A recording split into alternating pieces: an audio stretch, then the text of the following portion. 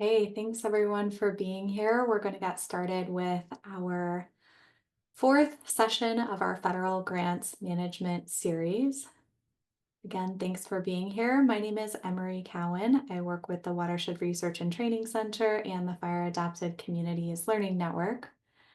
We are glad to be hosting this webinar series with alongside the team from Kelley Nonprofit Consulting. We have Kyle Stokely and Libby Carter here, our amazing presenters who are going to round out this four-part series for us today.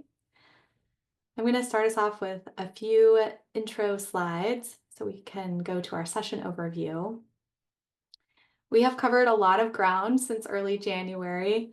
So if you'd like to take a look at any of the slides or recordings from our prior three sessions, those are available on the website that my colleague Emily is putting in the chat box. We have them, both on the website and then on our YouTube page that is linked on the website. So feel free to take a look or share with someone who you think might find these valuable. We can head to the next slide. As far as Zoom reminders, we're going to be using the same protocols that we've used in prior sessions. We'll use the chat box for interactive activities. And then please use the Q&A box to enter questions for our presenters to address at the end. We have ASL interpretation available. And again, this webinar is being recorded and will be sent out to all registrants and posted on our website and YouTube page. Next slide. The Watershed Center and the Fire Adapted Communities Learning Network do a ton of work around community capacity building and land stewardship and community wildfire resilience. So if you'd like to check out our work, please head over to our websites that Emily is putting in the chat box. We'd love to hear from you. We can head over to the next slide. And funding for this webinar series is thanks to the Forest Service and its Community Navigator initiative.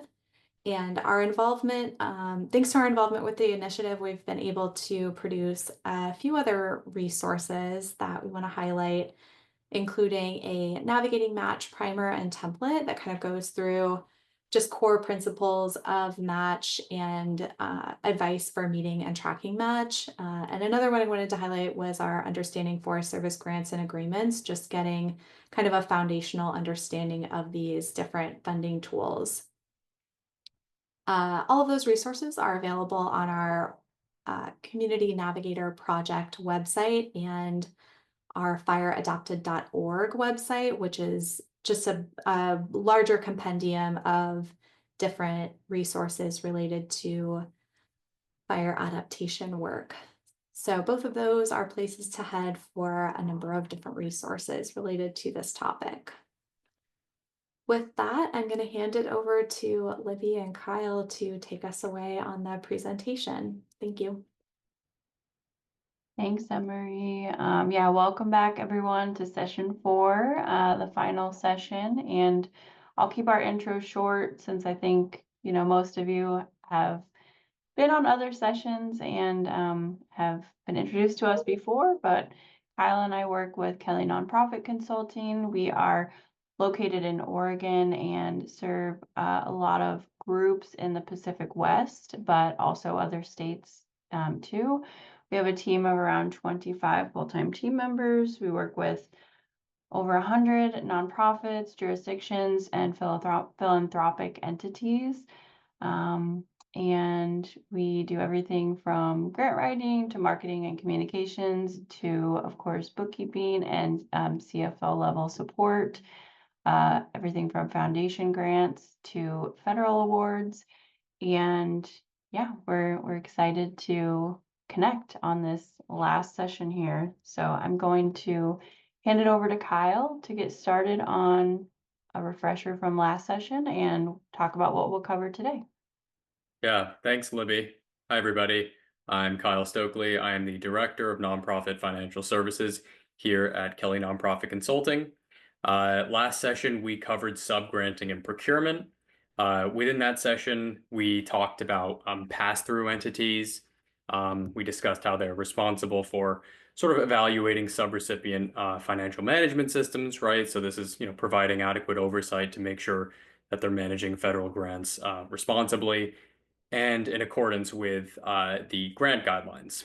Subrecipients, they have to follow rules and standards that also apply to pass-through entities. We talked a lot about procurement, informal procurement methods. Remember, those are going to be under $250,000, and these are going to include, excuse me, they're going to include everything from cost comparisons to retrieving quotes from nearby vendors, right? And so this is anything below $250,000.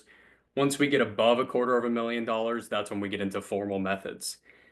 These methods are going to include sealed bids, and when those do not apply or are impracticable, we're going to go with proposals. And so this is when maybe the project is going to require some negotiation.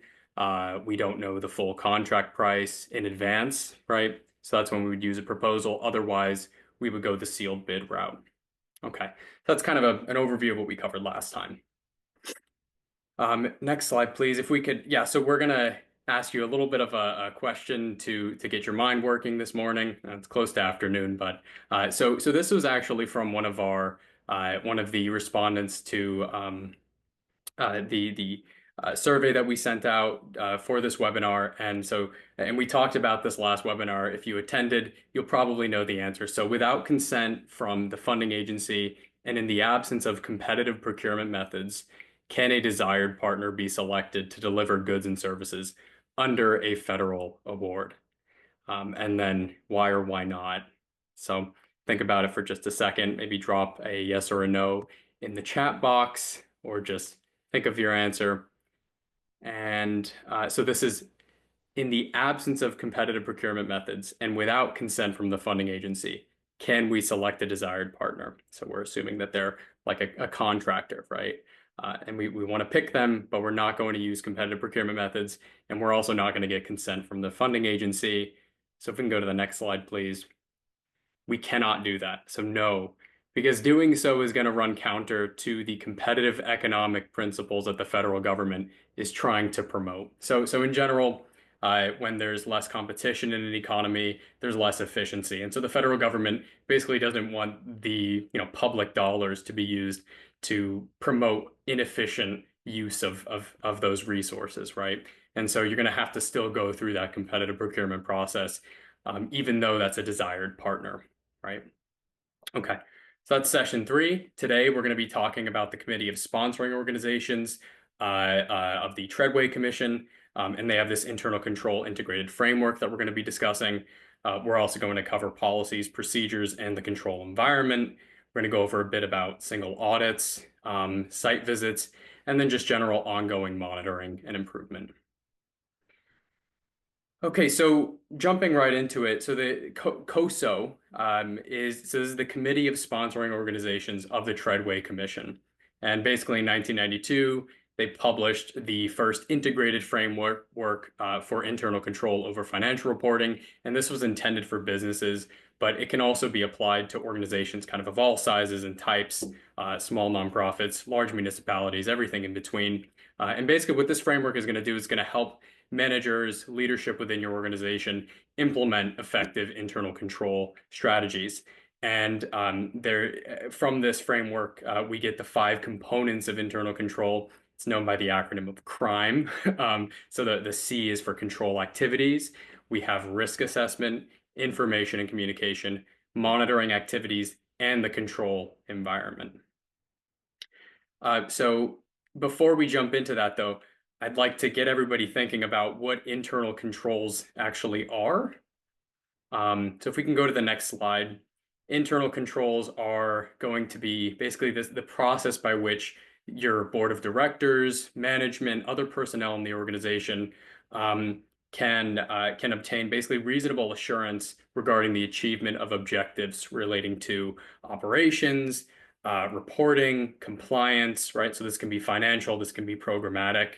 And note that in this definition, we have this reasonable assurance component, and this is going to show up elsewhere when we talk about audits. We'll cover that a bit later, but basically where these internal controls are being used by leadership and those who have oversight over the ongoing activities of an organization. It's going to be used by them to be, reasonably confident that their operations and reporting are compliant with a federal award or some other objective. Okay, so we're going to start with the control environment. This is the last letter in the acronym, but really it's important to cover it first because this is going to provide the foundation for all other components within the framework. And the control environment is defined as the set of standards, processes, and structures that provide the basis for carrying out internal controls across the organization. And really, one of the most crucial components of the control environment is the tone at the top, right? So if leadership is taking internal control seriously, if they're practicing what they preach, then odds are that's going to trickle down to other levels of the organization. And those individuals who are maybe subordinate to them, they're going to take internal control seriously. Whereas in contrast, if we don't have a serious tone at the top about internal controls, if they circumvent certain control procedures, it doesn't really matter what control policies are in place. Other people aren't going to follow suit, right? So it's important for the tone at the top to be serious and to take our internal control seriously. Okay, risk assessment is this dynamic and iterative process for identifying and assessing risks related to the achievement of objectives. And so some questions you might ask during the risk assessment process, you'll look at your policies and procedures, you'll identify, those procedures that maybe present the greatest risk for fraud or theft. You might even ask yourself, what's your risk tolerance, right? How much risk are we willing to tolerate and still be confident that we're achieving objectives, right, related to a federal grant or programmatic objectives for that matter. Another question, do current controls adequately reduce the risk of non-compliance? Right. So these are all questions that you'll be asking during the risk assessment process, ideally. Next is information and communication.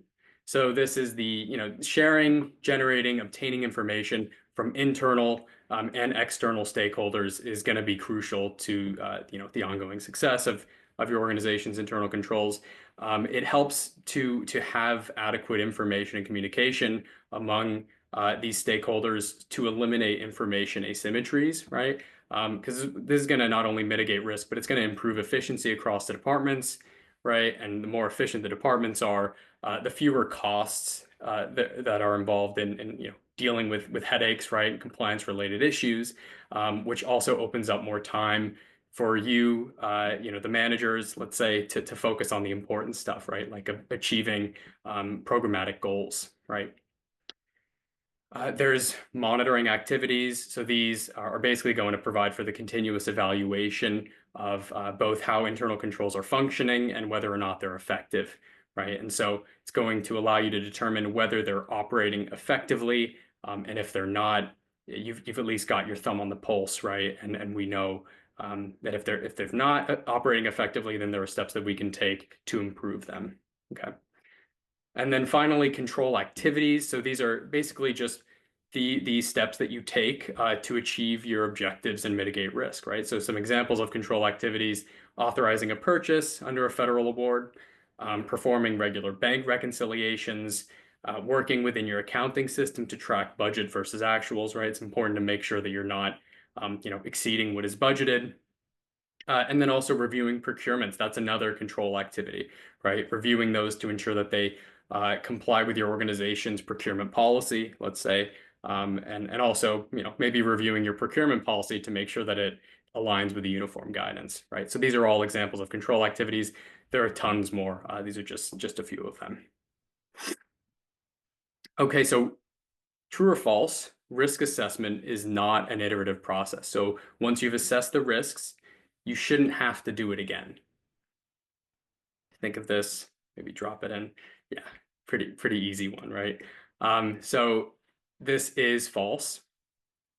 Definitely an ongoing iterative process, right? You should be performing risk assessment kind of at all stages, almost at all times, right? So as new information, as new risks emerge, which is always happening, right? You're constantly assessing whether risks have become, whether there's greater risk, right, with these new developments, whether risk has been reduced, right? And then we can go ahead and potentially, modify some of our control activities, right? If there's less risk, we don't have to have as stringent of control activities. If risk has increased, then we would probably, ramp those up a bit. Okay, so let's talk a little bit about financial management. We've discussed this in previous sessions, but I'm sure, as you all know, if you've attended, that an important component of the control environment is going to be a strong accounting system, right? And this is going to be more than just the double entry bookkeeping software, QuickBooks, Xero, Applos, any fund accounting software. It's going to be more than just that, right? You're going to need to have document management systems. You're going to need to have some standard operating procedures. You're going to have policies on hand, templates maybe that you use for procurement, forms, right, for maybe travel approval, expense approvals, and all that. So all of that goes into your accounting system, and it's really important to remember that it's not just those individual components, but it's more about the personnel who are implementing those control procedures. Let's say, right, so those competent personnel that are demonstrating a commitment to integrity is going to be probably the most important piece of a sound financial management system, because if you don't have competent people carrying out those control activities, who are committed to honesty, right, then it doesn't really matter what the written policies are if they're not following them, right? So really it's character of the personnel who are doing those control activities that's very crucial. Talking a little bit about accounting software, we did cover this before, but so we need a double entry bookkeeping software. Really, any cloud-based accounting software these days will provide this. And ideally, your accounting software will allow you to track multiple grants, right, and multiple levels of tracking, so that we can get as granular as we need to get. Having a chart of accounts, right? So income, expenses, assets, liabilities, net assets, making sure that this aligns with kind of your annual reporting format. So if you're a nonprofit and you're filing your 990, there are various categories for income and expenses and assets and liabilities that are included on that Form 990. And if your accounting software can align with that reporting framework, it's going to make things a lot easier for your accountant. And it's also going to make clear like what sorts of expenses can be incurred on a regular basis, right? What the categories are to help orient, individuals who are actually spending the money, right, or accounting for the grant money. Also, staying on top of budgeted versus actuals, always important, right? It's going to allow those grant managers or program managers to kind of efficiently direct resources and prioritize certain areas over others, maybe, right? If there's overspend in one area, maybe we want to pull back a bit and devote more resources to this other area where we haven't really spent as much. So staying on top of budgeted to actuals is important. It's also a requirement of your financial management system per the uniform guidance. Okay, document management systems, having Google Drive, OneDrive, somewhere secure, right, with limited access permissions. We don't want this open to the public, right? There might be sensitive or confidential information in there. So we want to review those access permissions periodically. And it's also a good idea to keep some of that documentation elsewhere, maybe on a hard drive, maybe on another cloud-based storage drive. It's a good idea to keep copies so that if, in case one fails, you can, have a reliable set elsewhere. And let's get into policies and procedures. So obviously, establishing and maintaining a control environment is going to be important. We want to prevent fraud. We want to mitigate errors to whatever extent we can. We want to be able to monitor control activities. And we want consistent financial reporting, right, across interim periods or across fiscal years. And really, as a manager, you should be primarily concerned with whether your control procedures are effective and executed reliably, right? So really, I see this a lot. Like having an extensive policies manual is good, right? Like you have all of the policies on hand. Maybe you've developed some procedures to align with those policies. But if nobody in the firm or nobody in the organization has, sound working knowledge of those policies, or if they don't really follow them in practice, then it's kind of useless, right? It doesn't really matter if you have those policies. You really do need to implement them and implement them effectively. Okay. So some examples of policies that you should have. We've discussed procurement policy quite a bit. So having a procurement policy that aligns with the uniform guidance is going to be very helpful for you, especially in managing your federal funds appropriately, as well as demonstrating that you have such a policy on hand to a grant manager or your point of contact at the federal awarding agency who's going to be performing a site visit maybe, or to an auditor, right? You should also have a credit card policy. So who can use a credit card, right? Who's authorized to have one? What types of purchases are allowed or prohibited on the card? You should have an investment policy. So what do you do with your cash? Do you put it in some interest-bearing accounts? Do we who's authorized to make transfers between checking and savings accounts or vice versa? You should have a travel policy. Travel policies, so in the uniform guidance, they talk quite a bit about travel, right? So in your travel policy, you should be covering, what are allowable travel expenses? What sort of seats can you get on a plane, right? Like we shouldn't be flying first class without there being a really good reason to fly first class. So those are some examples of what would go into your travel policy. You should also have a monthly reporting policy. So this is going to involve, your bookkeeper, your finance manager, reconciling accounts, and it's going to kind of outline, who reviews the reconciliation reports, who reviews the financial reports, does the board sign off on them, and all that stuff. Okay, and then there's of course conflict of interest policies, whistleblower policies, and document retention. So this is all going to be included in the governance section of your Form 990. They're going to ask you, do you have those policies on hand? And have they been approved by the board of directors, right? And I think every organization should have those three policies, whether you're a nonprofit or municipality or what have you. Okay, so let's talk about personnel.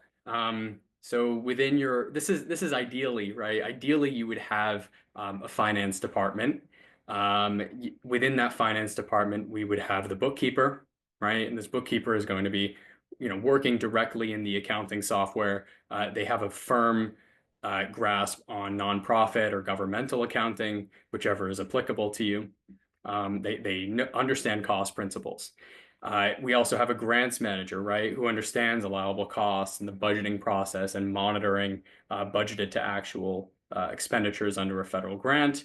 We have a finance manager, right, who's kind of going to oversee the department, make sure that they understand every step of the, application, accounting, and reporting process for federal grants. In addition to that, we would have oversight from the executive director or the board of directors or both. And some of those individuals ideally should have some knowledge and experience in accounting or grants management or preferably both, right? And so this is a good way to kind of segregate duties, right? To make sure that no single individual manages the entire department. It's good to break things up a bit. At small organizations, they're obviously limited from a personnel standpoint. And so it's going to be difficult to achieve adequate segregation of duties, but you can get creative in designing those control procedures to achieve that still, right? So an example of this would be, let's just say you're kind of a one-person show and you are the executive director, but you also have to, record donations in the accounting software.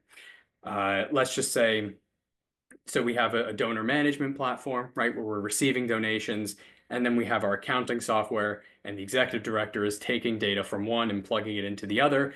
And then in order to have some oversight over that process, we would maybe reel in the board treasurer, right? And the board treasurer could provide some oversight and do maybe an informal reconciliation of the two to make sure that those donations are being recorded properly within the accounting software. So that's just one example of kind of getting a little bit creative there when you have limited capacity as a small organization.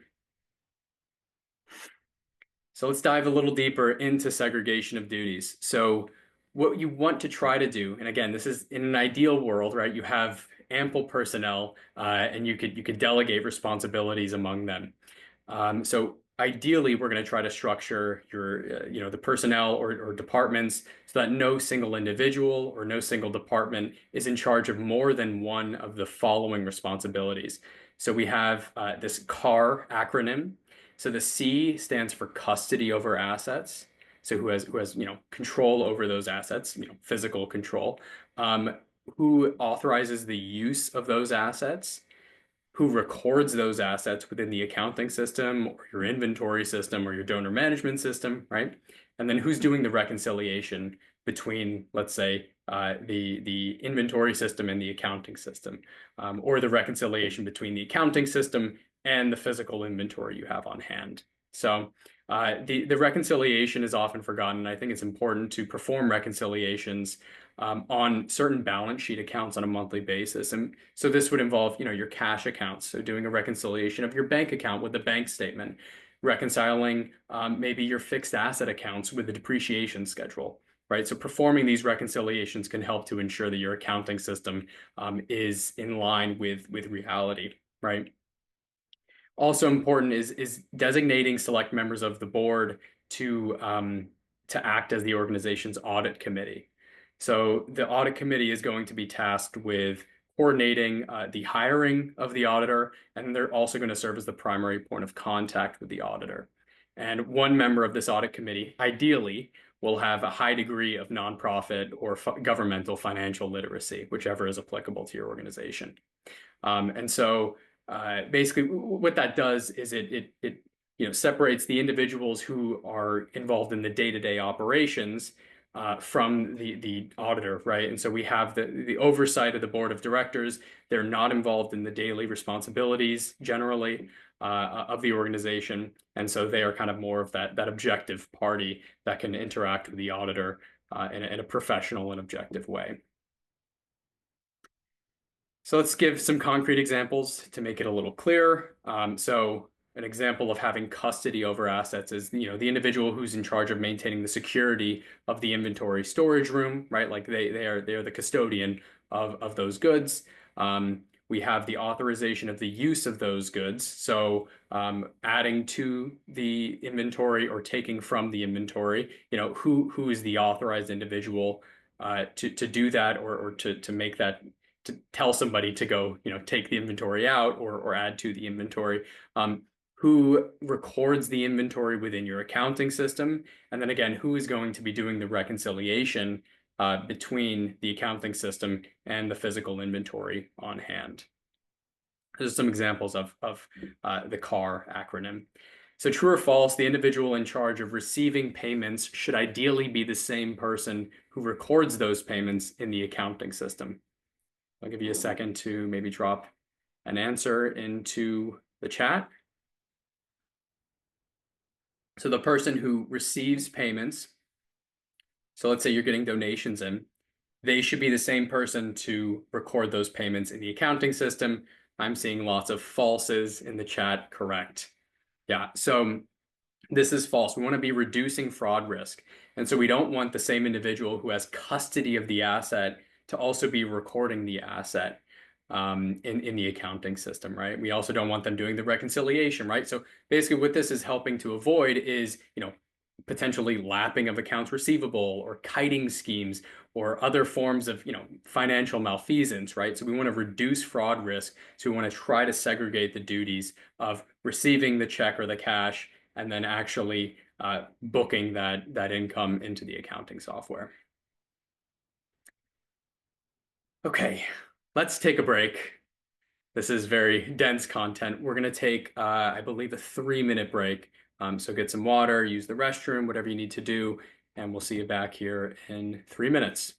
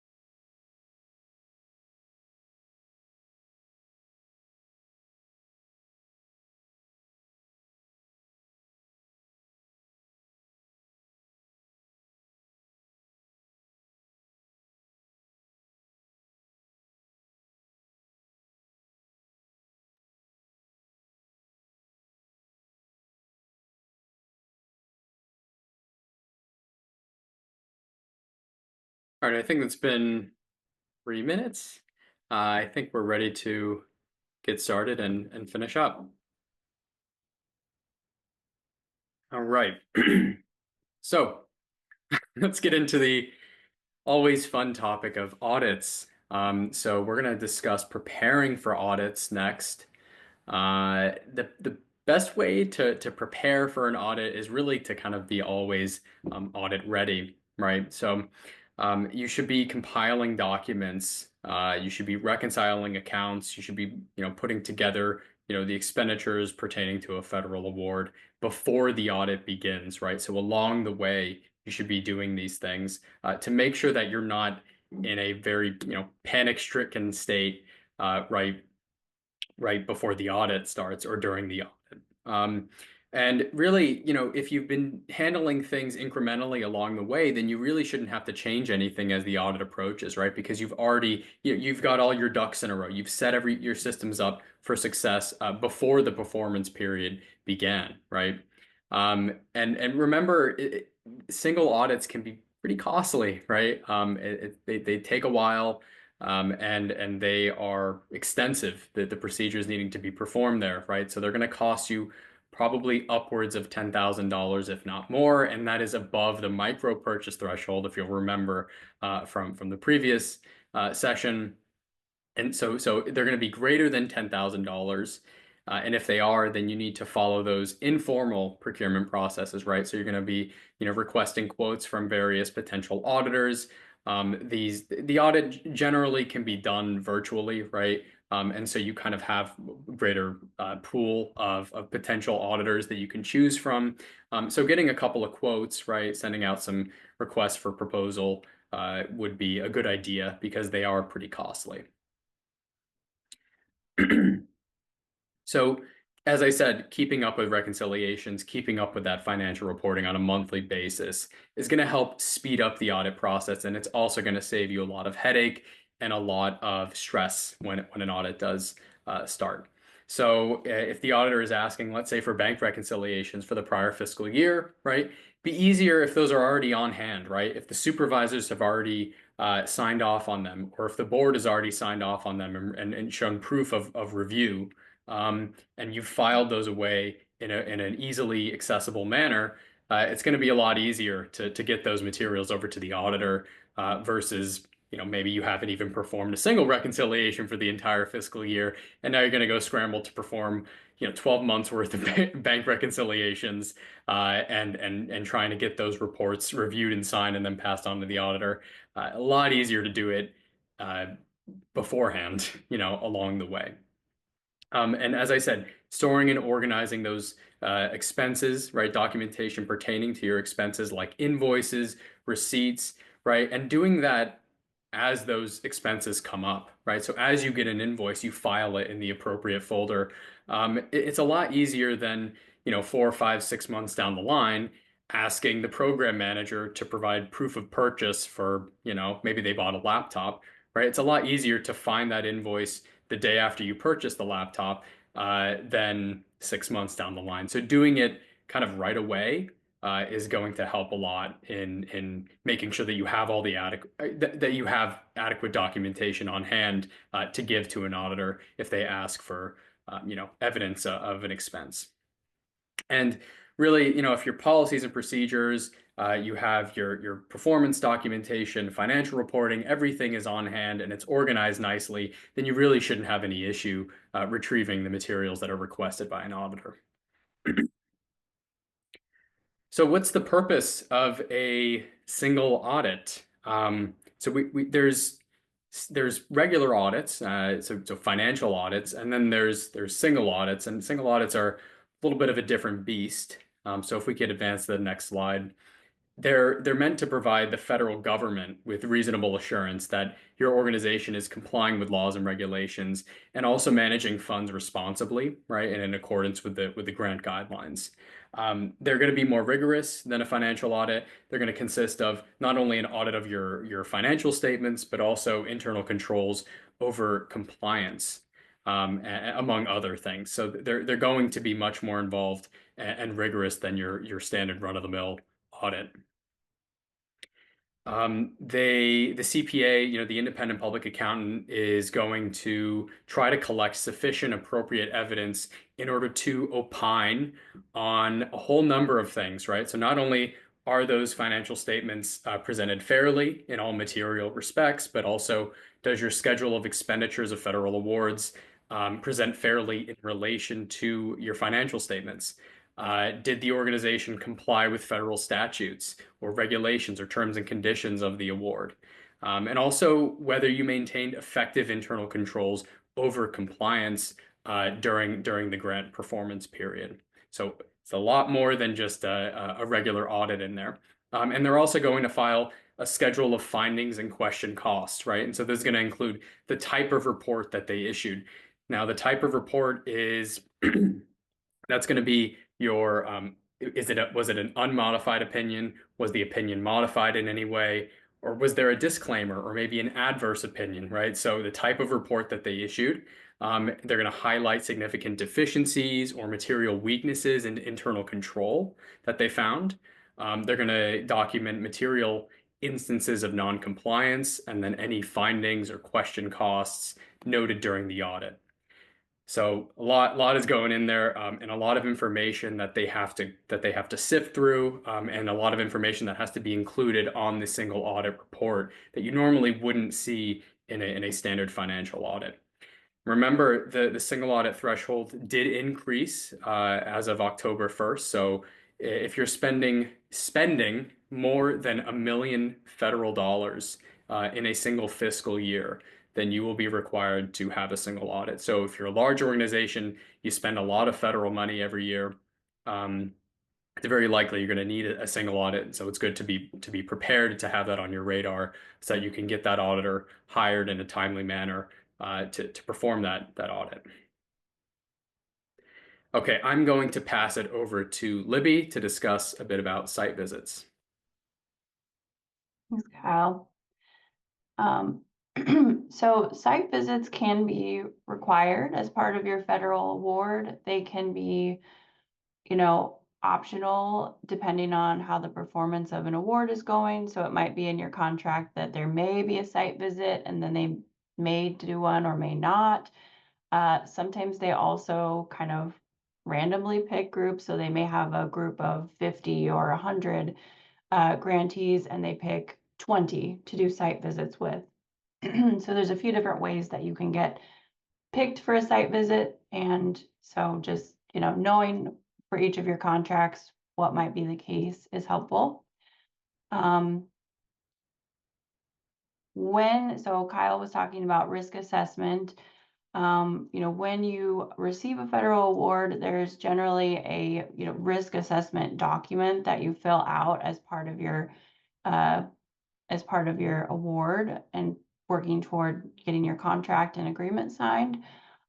This kind of tells you the level of supervision that you will have to report to, but there are some exceptions with that. So just being prepared for kind of the highest level of supervision is always a good practice. Just like Kyle said, kind of always being audit ready, always being ready for that higher level of supervision is a good practice.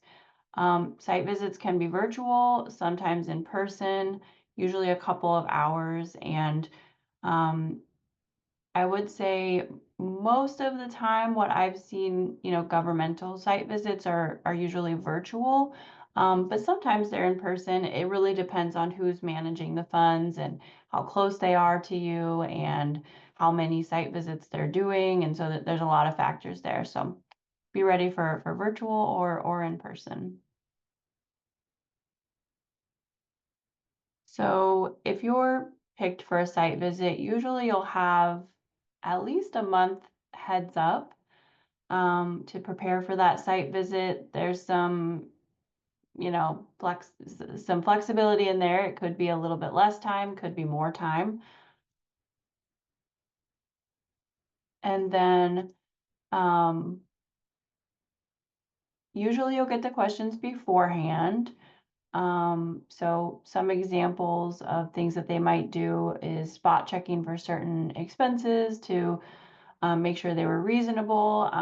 It can also be specific to your grant award. So if there was a certain expense They may want, like, for example, if you had travel in your budget, they might say, can we see your travel policy to make sure that your expenses align with your travel policy? So, they do often ask for copies of your policy at the onset of your award, but also in preparation for the site visit, they can ask for some, more specific policies too. Site visits are both financial and programmatic in nature.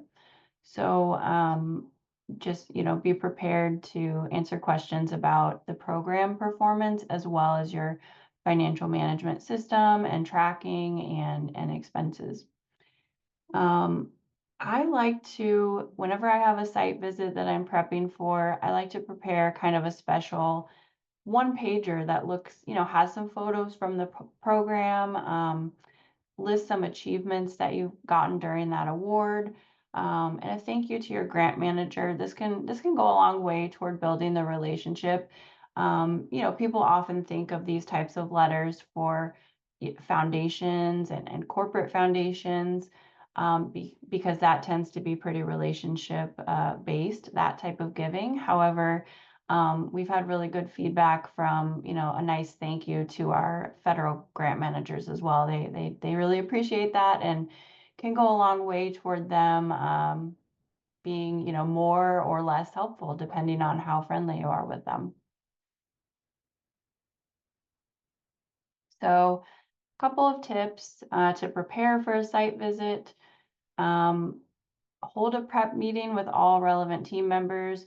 Usually this is someone from leadership, finance, and from the program so that you have kind of a holistic view of the award and you have input from all teams, so you can answer all of their questions, because again, it'll be financial and programmatic.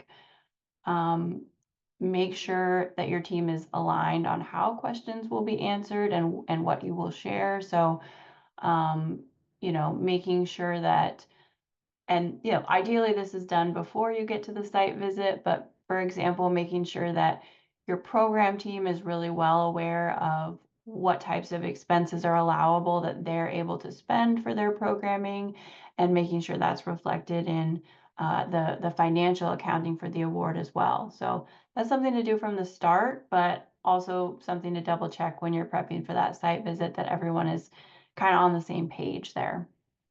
Also, pulling and fully answering any questions from the materials provided by your grant manager well in advance. Oftentimes when you're going through those long checklists, gaps can be identified. So there might be a piece of information that you need to pull, or maybe you realize that you need to update a policy or procedure to align with, new federal guidelines, or just to align generally with federal guidelines, especially if this is your first federal award. So, making sure to go through and there are no gaps in your information. And if there are, filling those gaps before your site visit. For in-person site visits, if it's allowed, consider inviting a participant or two, so they can see the impact firsthand. Have some light refreshments ready so everyone is comfortable. Those are really good tips just for any site visit with a foundation level or federal level or state level or county contacts if you have contracts with other levels of government. Just a good tip for all types of site visits. And bottom line is to come prepared. So sometimes that means you have to have 2 or 3 prep meetings with your team if there's still some gaps in the information. So as soon as you know that site visit is coming, schedule that prep meeting, and kind of get your ducks in a row so that you're ready for that.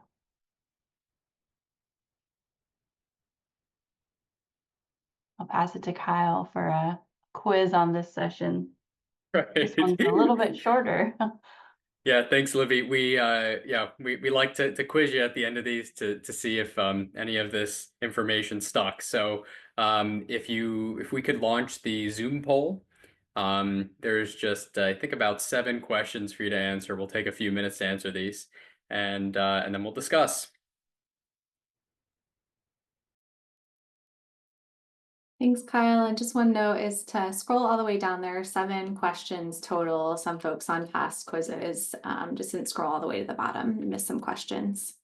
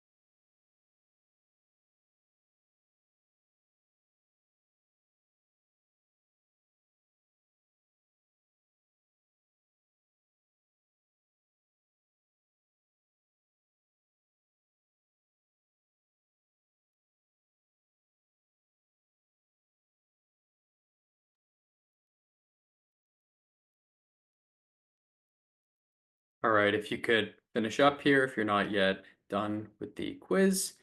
We're going to go over our answers in 30 seconds or so.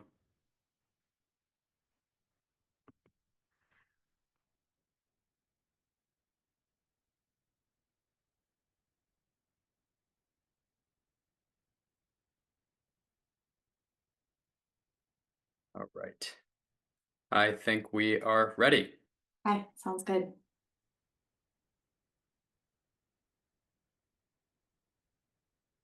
Can you see Okay. the slide? Yes. So we've got the responses here. Looks like we didn't do too bad. This is good. Okay, so let's go over number 1. So the true or false, the control environment undergirds all other components of an entity's internal control system. Yes, that is true. It's important to have a strong control environment in order to implement effective internal controls. We went over that quite a bit. Maintaining effective internal controls would entail the individual in charge of reconciling accounts not also being tasked with receiving and depositing checks, right? So you shouldn't have both custody over the assets as well as reconciling records pertaining to those assets. Okay, true or false, small organizations generally cannot segregate duties to the same extent that large organizations can. Of course, true, right? Hence why small organizations often have to get more creative in delegating various tasks to individuals in the organization. There's just not as many personnel to work with, right? An effective system of internal controls provides reasonable assurance that an organization's financial reporting is accurate, right? It's not absolute assurance. You're not going to ever have perfect information, but your internal control system should at least provide reasonable assurance that your financial reporting is accurate. Next one, accountants performing single audits gather evidence to obtain, again, reasonable assurance, right? Reasonable assurance that your financial reports are free from material misstatement. It's not absolute, right? There's a chance that they've missed a couple of things, but the procedures that they're implementing are meant to just provide reasonable assurance that there are no material misstatements and that everything is presented fairly in accordance with the reporting framework. Okay, instances of immaterial non-compliance are a primary concern for an auditor performing a single audit. That is false, right? Instances of material non-compliance are a primary concern. That was a tricky one, right? So they're going to be looking for material instances of non-compliance during the single audit. And finally, site visits are generally financial and programmatic in nature. Most of us got that right. Yeah, so there is going to be two-pronged, right? It's not just going to focus on your finances. It's also going to focus on your program and the achievement of federally funded activities or goals during that site visit. Okay, not bad. I think I'm going to pass it over to Emery right now. Yeah, thanks, Kyle. We'll get to Q&A in just a moment, so feel free to pop your questions in the chat box. And we'll bring up this thank you slide again, but I did just want to let people know that we are running an even deeper dive series of trainings into audits right now. We had our first session earlier this week, and we have another one coming up next week that folks are welcome and encouraged to sign up for if this is a topic that you think would be relevant to your work and your organization. I'm posting the link in these links in the chat box right now, and we'll also include them in a follow-up email. But we have a session coming up next Thursday, kind of just again like audit watch outs, best practices. And then we have an entire hour dedicated to question and answer on Friday, where folks are welcome to bring some specific questions specific to their situation, and we'll have our presenters are answering those. So thanks so much for the opportunity to share that, Kyle and Libby, and I'll turn it back to you for question and answer. Thank you, Emery. Okay, so let's hop into the Q&A portion here. We got a question that reads, if you have an established working relationship with an independent audit firm that's done prior self-directed financial reviews or audits for your organization, do you have to go through a procurement process for single audit bids? There's such lost efficiency in potentially working with a brand new audit firm on a single audit. So remember, this is generally a single audit isn't going to cost you over $250,000, right? And so you can use informal procurement methods in order to obtain audit services from an independent accounting firm. And it's very likely that you'll have the same auditor year in and year out. You're not a publicly traded company on the a stock exchange, right? You're not there's no oversight from the SEC, right, where you have to change your auditor on a I think it's every 5 or 7 years. So you can use the same auditor because these are going to be informally procured. However, if you're a really large organization and your single audit does end up costing you more than $250,000, then it's very likely that will have to be formally procured. But I've never seen a single audit cost that much. Unless you're a really, really big organization, it's unlikely that it would exceed the formal procurement threshold of $250,000. Yeah.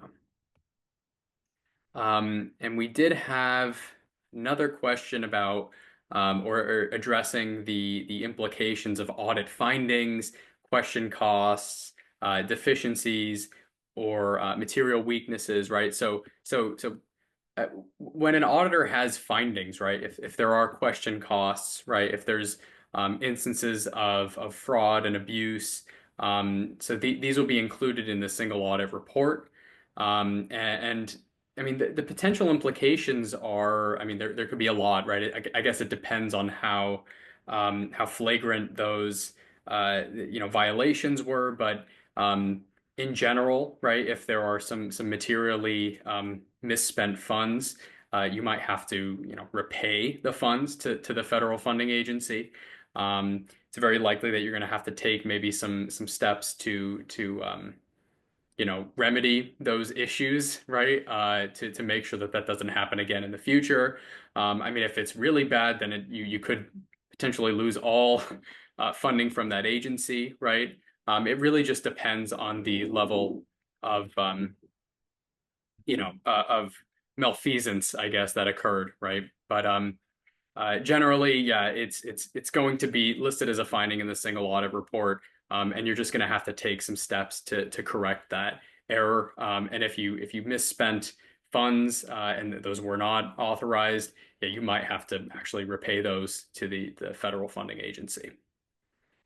Yeah.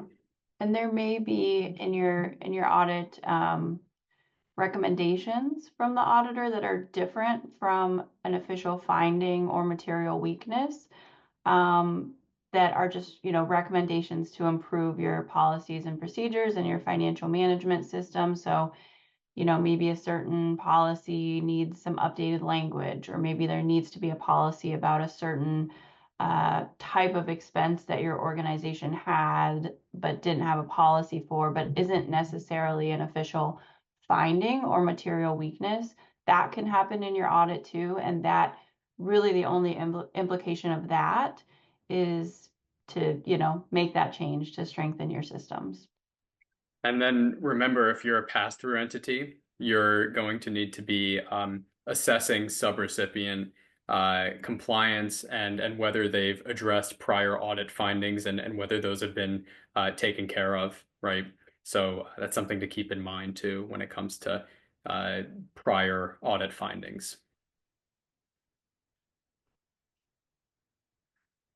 What are some good best practices for developing a site visit policy for a pass-through entity?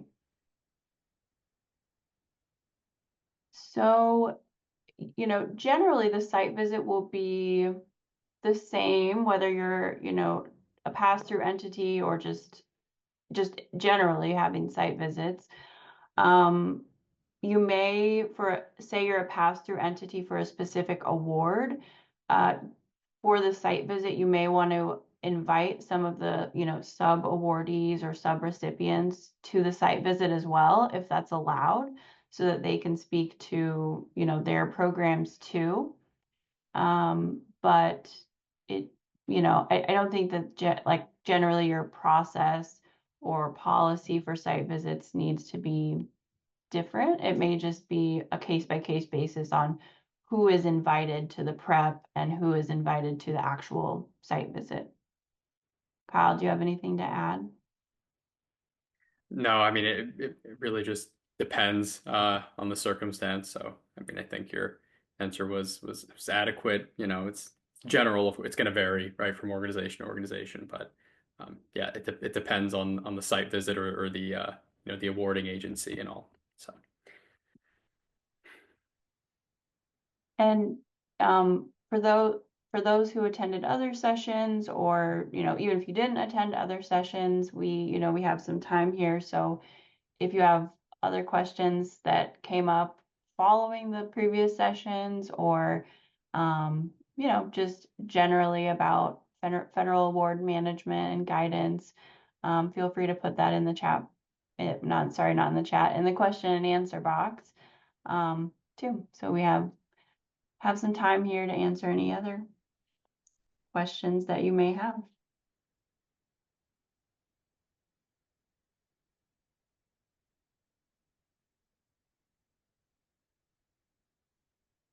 Will there be a philanthropy session? I know that Emery and Emily, I know that you have a lot of different trainings on your website. I don't know if there's some that are more specific. Looks like Emily's typing an answer here for you. There was a resource shared earlier that was from a different session, a different webinar that Kelley Nonprofit Consulting did that focused more on, foundation funding for groups. It was a custom training that was offered to organizations in Oregon. So some of the examples are specific to Oregon, but we could reshare that resource. But there's some good tips in there. Yeah, I'll try to find that and Oh. put it in the chat box while you all are talking. Thank you.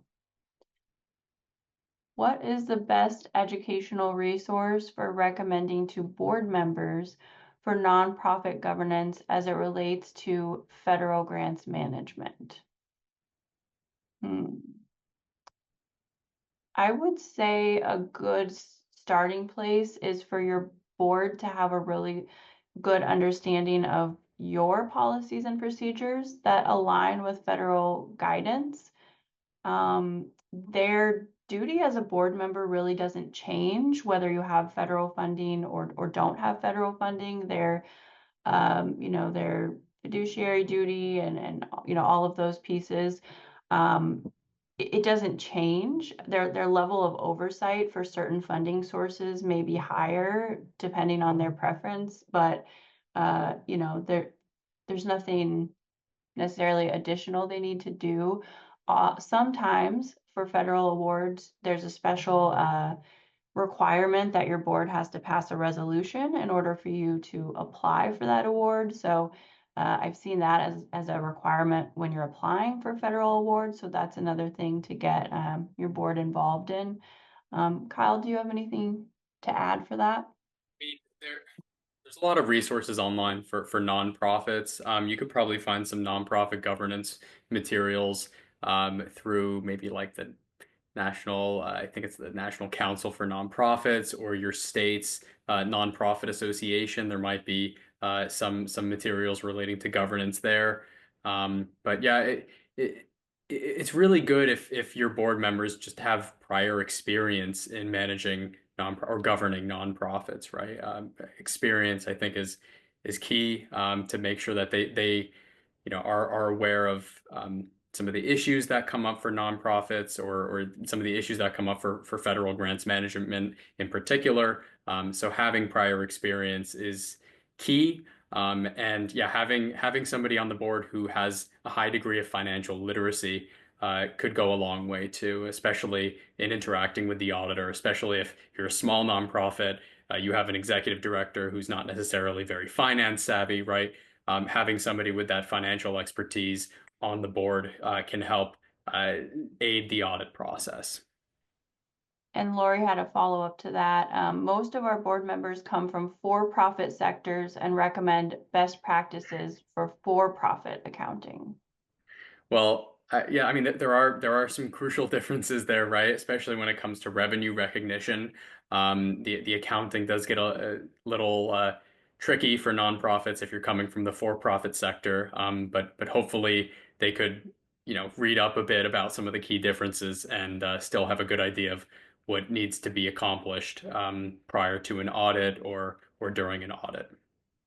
Yeah, and there are a lot of good resources just online that may be helpful, and it would also be good to have some materials in your board member onboarding packets and orientation packets about the duties and requirements of a board, just to be a board member, but then also maybe I don't know that the whole board needs to have a really deep understanding of the accounting system, but if you have like a finance committee or your board treasurer, maybe they could have some more specialized training if that's needed, if they haven't dealt with nonprofit finances in the past.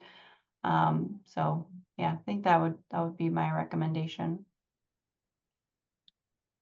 If you make a good faith effort to allocate can you speak to how a single audit will look at timesheet allocations versus how the financial audit will look at those timesheet allocations? Okay, so the difference between a single audit versus a financial audit when it comes to looking at timesheet allocations. I mean, basically, they want to make sure that you're not like overcharging employee time against a federal grant, right? So if a financial audit is generally just going to be looking at your financial statements, um, they might be assessing kind of how you allocate time for like the three functional areas that a nonprofit typically rely. So programmatic management in general, fundraising, right? So how do you allocate time there? Is it reasonable? So that would maybe be for more of a financial audit, but a single audit's going to look at the timesheets and determine whether, you've charged a reasonable amount of time against this grant, if you've overcharged, or if the timesheet allocations don't actually match the accounting records, right? So there's going to be a bit more involvement in actually examining those timesheets by the auditor versus a financial audit. Yeah, and keeping in mind too that for federal funding, if you have staff time on there, they're looking for you to track actual time spent to the quarter of an hour on the project, whatever the federally funded project is, rather than an estimate, right? So, foundation funding you might say, I'm putting half of this person's time under this foundation grant. And then in your financial reporting to that foundation, you might say, X number of dollars went to this person's salary, and that would be sufficient for the foundation. But for managing a federal award, you need to be tracking actual time to that quarter of an hour versus estimated. So I hope that helps. You may or may not have recommendations for this topic. If you currently have a federal grant but are not receiving communication from your grant manager and your reimbursements are not being processed, what resources are available, or who can you contact to learn more about your status for funding and if your manager is still your manager? This is a tough one because we're seeing a lot of variability in communication with different federal agencies right now. Some are very responsive and some are not. And some of it is dependent on the program too. So some programs within a certain agency are functioning normally as much as they can, and some are at a freeze. So I think, continuing to reach out to them, even if you're not receiving a response, looking at who the other contacts might be in your region. There's maybe some shifting of people who are in roles in the federal government right now. So, different agencies usually have contact sheets online that can be found. It can go by state, it can go by region, it can go by program, or all of the above. So, my best advice during this, kind of uncertain time is to just reach out to as many people as you can, and keep reaching out until you can get an answer. Yeah. And I also, some awards, there may be like someone who can help advocate or help communicate with an agency on your behalf. So, for example, another, like one of your senator's offices might have a contact at HUD if you have a grant with HUD, for example. And they might be able to try to get some information for you. So, leverage other contacts that you have in different offices too, if they may have a connection. And yeah, kind of get creative and stay on top of it until you hear back is, kind of all that we've been able to do right now, and be successful in receiving a response.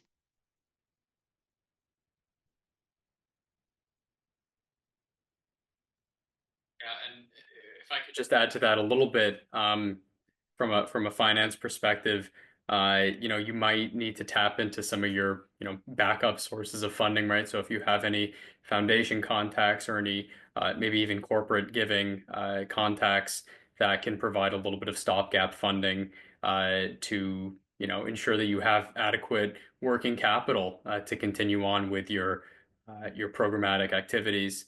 That can be very helpful to ensure that you don't run out of cash, right? You need cash to do things, so that's an option, I guess, right now. Yeah.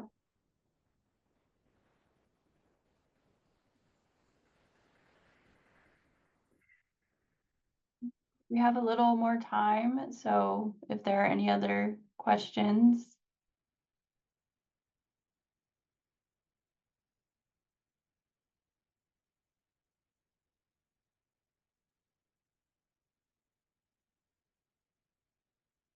I think we are through all the questions then.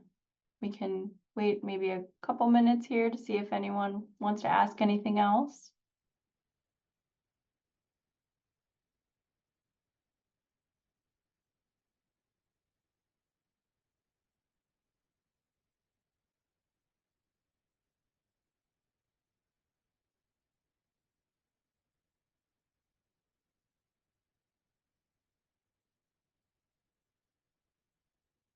And do you recommend allocating time to grants that is unbillable?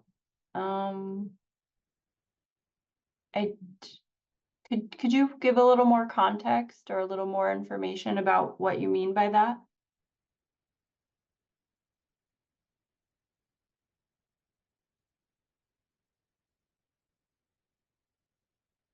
Do you mean like, admin staff time? Is that maybe what you're asking?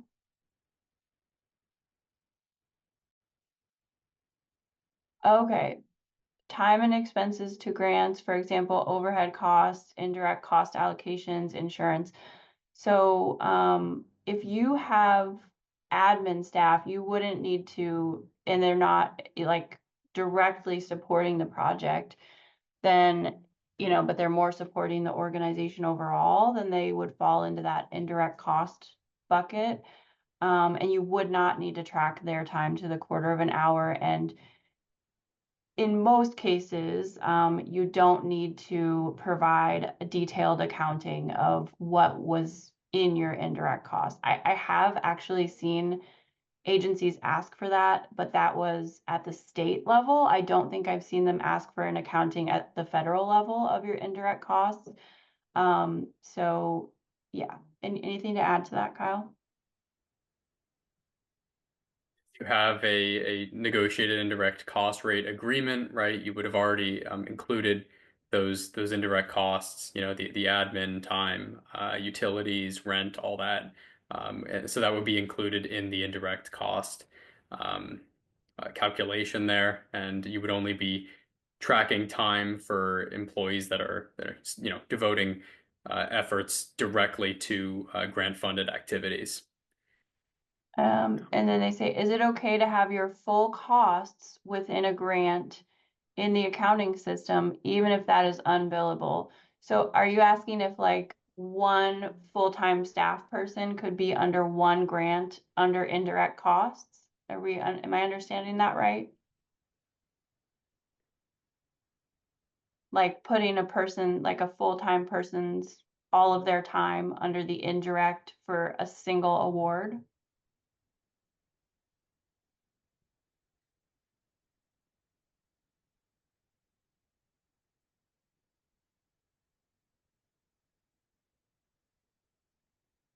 Speaking to full cost accounting, we have a shared cost pool. It includes some admin time, some unbillable benefits. I was gonna say, I happy think to bring this person on to explain their situation more, if they'd like to do that too, but we can also just try to troubleshoot via the Q&A. Yeah, let us know if if you're comfortable coming on to speak and share a little bit more context. Or if not, we can do our best to answer. Kyle, do you have any thoughts based on what they shared? Yeah, I mean, so basically what you're saying is so recording all the costs that are incurred in kind of performing the federally funded activities, even if you're not going to be, getting reimbursed or charging all of those costs directly to the grant. Is that, or because generally, we would be, are you saying like including like designating specific indirect costs within your accounting systems that you have direct and indirect, even if you don't have to report on all of those indirect costs directly to the funding agency? Is that where we're getting at?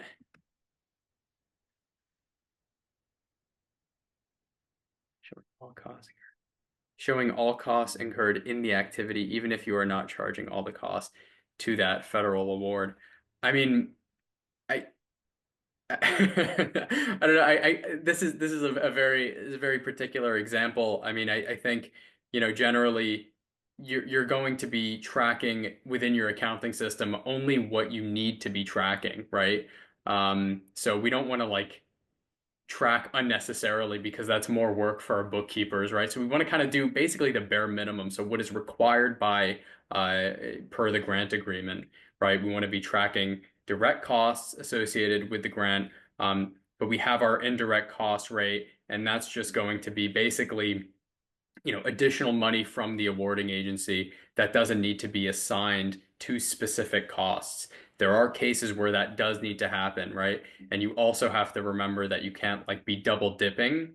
But in general, the indirect cost portion of a grant are not going to need to be, you don't have to match those costs directly in your report to the funder, right? You're going to list all of your direct expenses. You're going to tack on that indirect rate, and then you're going to submit the full amount, so direct plus indirect, to the awarding agency, and then they'll send you a reimbursement. That's for a reimbursable grant. That's generally what would happen. But if you're doing like a cost study, right, in order to get to obtain a negotiated indirect cost rate agreement with your federal cognizant agency, then you would be kind of doing this full cost accounting and coming up with a reasonable estimate or percentage of indirect costs that are applicable to your organization.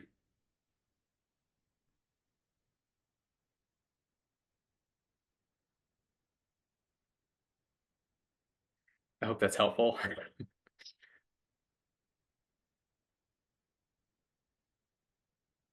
Well, I think we've gotten through all the questions. Okay, yeah, they said that was helpful. So, okay, perfect. So just want to say thank you to everyone for attending these sessions. It's been great to, share this information and connect with y'all. And yeah, hope that all of our paths cross again. So I'm going to pass it back to Emery. Awesome. Well, big thanks, Libby and Kyle. That was an awesome series and just a ton of information. So just as a reminder for folks, we have all of these sessions recorded. We'll be sharing the slides and recordings for future reference. And those who were selected for the one-on-one technical assistance opportunity have been contacted. So big thanks to the Kelley Nonprofit team for being willing to provide some individual assistance as well. And lastly, just want to plug another quick reminder about our audit series coming up next week. If this is a topic of interest, definitely tune into that. And look for a follow-up email from me with, just kind of recordings and some of the resources that were shared in the chat box. With that, we'll call it on this one. And thanks Kelley for just sharing our slide really fast. If you'd like to connect with our organizations or some of our community navigators related resources, you can use those QR codes to get you to those pages. But big thanks to everyone for tuning in, and have a great rest of the week.